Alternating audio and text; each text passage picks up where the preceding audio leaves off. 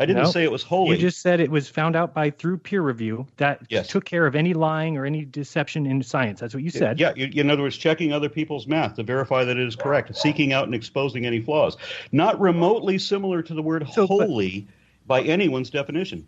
Okay, by saying that, though, you're basically saying that all science will take care of itself and there is no inherent problems in peer review. Science is a self-correcting process. That's correct. Okay. Even though there's been studies done that have looked at peer review and have shown clearly that when you have a self-congratulating method like... Not congratulating. Peer review is not self-congratulating. It is quite the opposite. Can we do this? No, it's not. Yes, it is quite the opposite. Can we make this definitely the opposite? Because you're seeking out. You're the only way you can be rich and famous in science is if you can upset the status quo. You have to be able to prove somebody wrong, especially about something well established. So anybody that makes a claim. What has Neil deGrasse done? What? Who is Neil deGrasse proved wrong? He's a science communicator, as am I, and Bill Nye. Can we assume all scientists? Can we assume, for the sake of this discussion, all of science is wrong? All the communicators are wrong. Everything. Hang on. Yeah. Everything is wrong that we know. Okay, let's just get that out of the way. Everything we know is wrong. But Jeranism, can we now just move on to you providing something of evidence, something of substance that says this is what you look at. This will show that the Earth is flat. Let's assume that there's sure. Yeah. Let's assume that everybody's wrong, and so we never went to the moon. We don't know what the hell is going on. Aron has never read a book or nothing. Tell him your argument of why the Earth is flat, not why it's not round, but why it's flat. Okay, so I think there's several ways we can prove it, and that they're not being proven, like a flight going across the South Pole from, say, Auckland, New Zealand to Cape Town. That flight doesn't exist. It's never existed.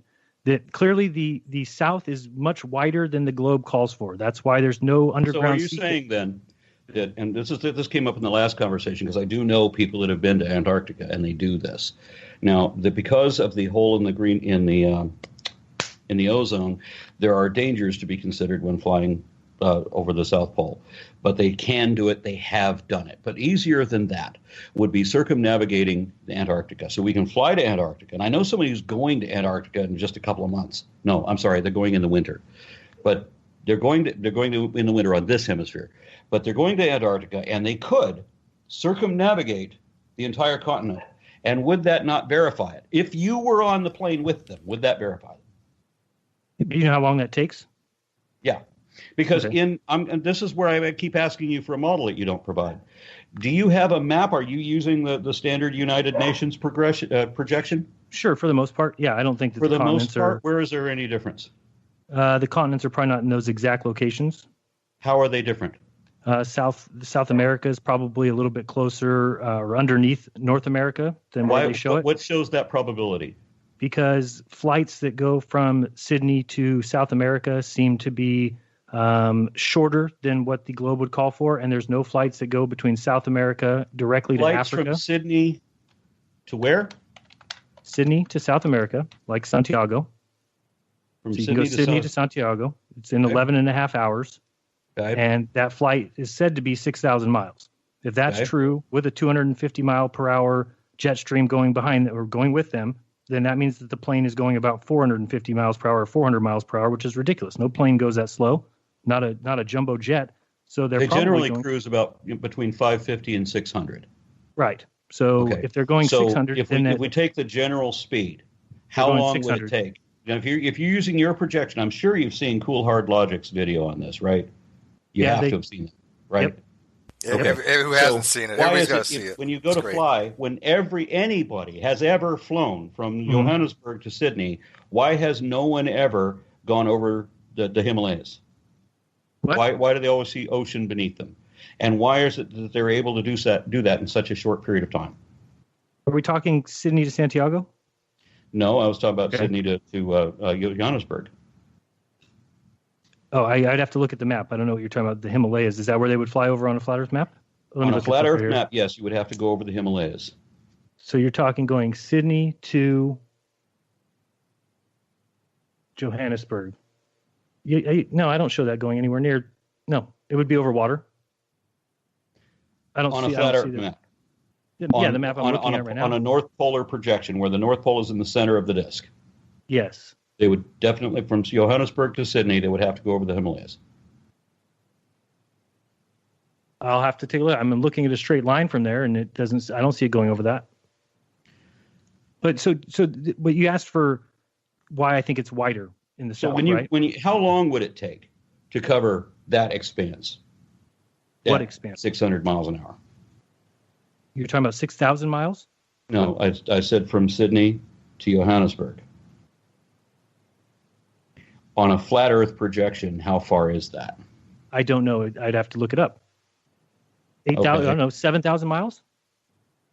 About you're just asking me a random two locations, and I'm supposed to know. I'm not asking you random numbers. You said you'd seen this video. Certainly, you would have seen it because it's the biggest refutation that you have of your entire perspective. I would have thought that you'd have a counter argument for it, and you'd have a way of explaining how it is that I can book flights. You can book flights right now from Sydney to Johannesburg, and you're going to get it within the expected time frame of a disk. Of a globe, and you're not going to ever find anything that matches the disk. You will not find things that match the disk. There's a reason why every flight from South America needs to go up and hit London before it goes down to South Africa. It doesn't go across. Every flight from South. Okay, hold on. I'm going to check that. So you're going to check from South America, and you're going to find a flight that goes directly to, say, Cape Town. Give me a city. Cape Town. Okay. And I want to know what the time distance is there, and then Cape Town, South Africa. Yep. And then when we look at a globe, we'll see that that's a Cape Town, South Africa to where? I don't know. You go somewhere in South America, somewhere South America. Santiago, Argentina. Yeah. And while you're doing that, I should note that I actually had Landon Kurt Knoll, very, very worldwide known computer scientist, astronomer, mathematician, call me from the South Pole. He was standing on the South Pole on an Iridium satellite when he called. Well, then it's got to be part of the conspiracy. So, I mean, and he's one of the nicest, most upstanding persons that I've ever met. I mean, did he go across the South Pole? Did he cross to the other side?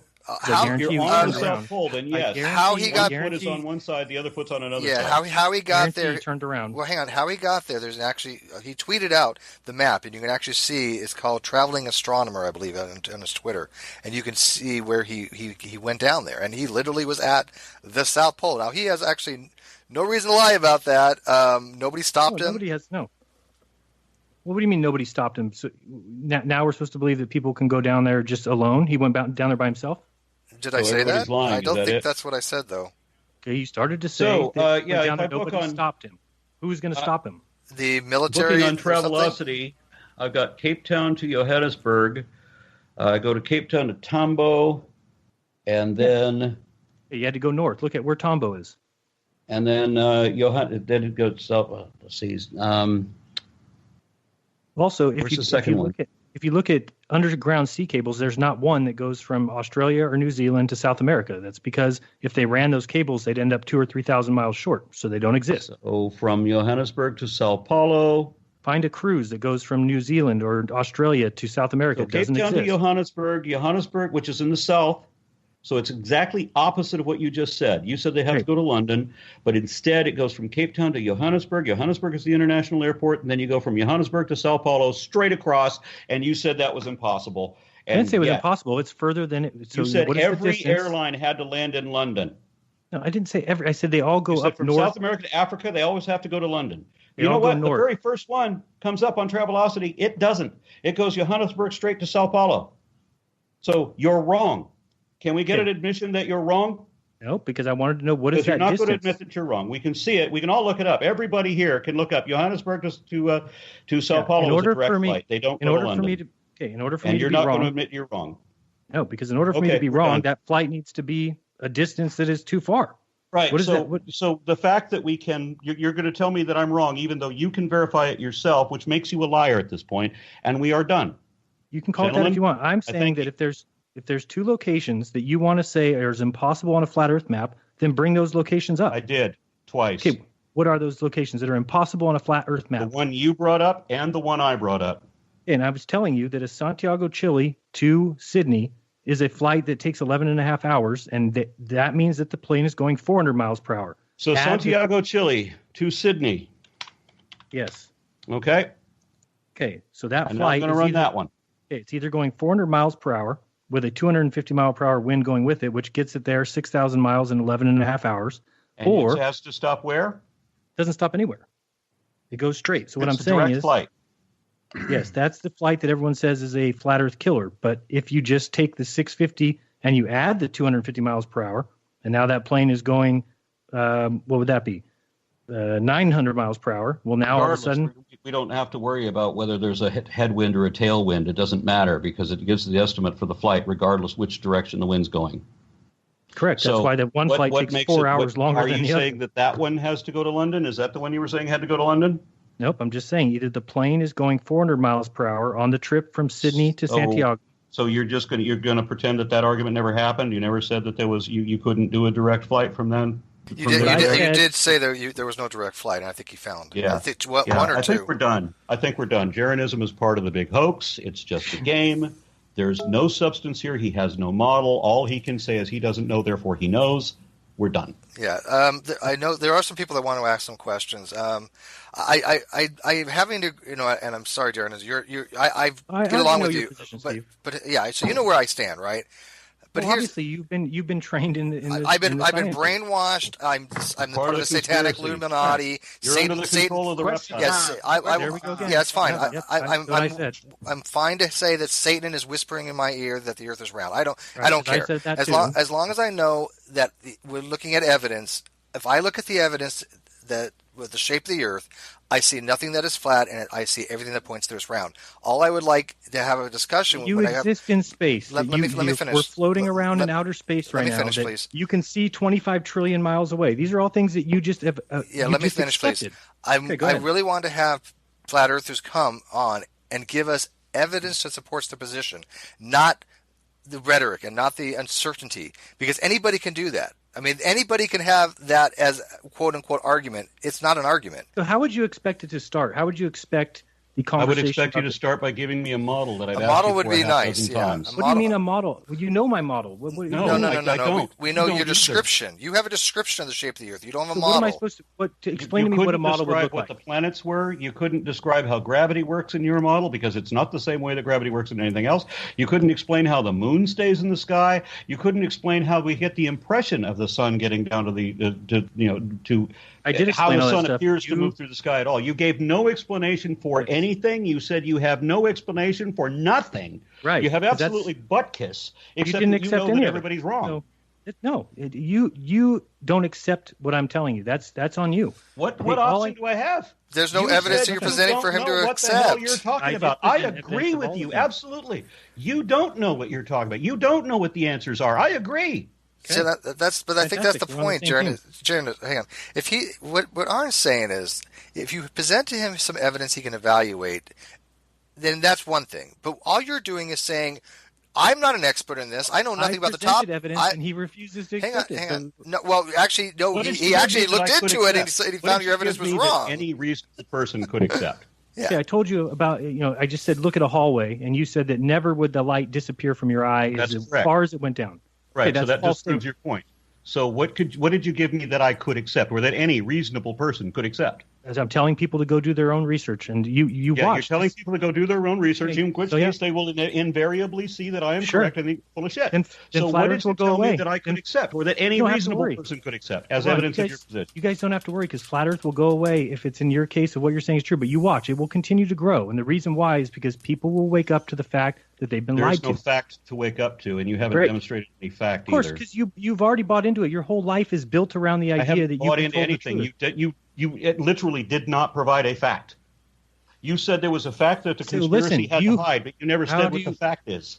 How do you not get it? That you accept the facts that support your position. You don't accept anything else. If they're facts, that means of course that they are data that can be objectively verified. You haven't given me any data that could be objectively verified that was in support of your position. Sure, and a Christian would tell me that it's a fact that Jesus rose from the dead. It doesn't matter how Christians lie to you. I'm not lying to you, you're lying to me. So give me a fact, objectively verifiable data that supports your position. What is it? You just said you weren't going to call people liars unless you could prove. So where did I lie to you? That's right. And you've done nothing but try to straw man me and project your own faults onto me and then accuse me of things that I didn't do or didn't say or didn't think. So, and then you said that you had created a fact, or that there was this fact that they were trying to hide, but there was no fact. So I'm challenging you now to present the fact that this conspiracy is trying to hide. What is that fact? Okay, so I told you about George Ellis, who's in the business of cosmology.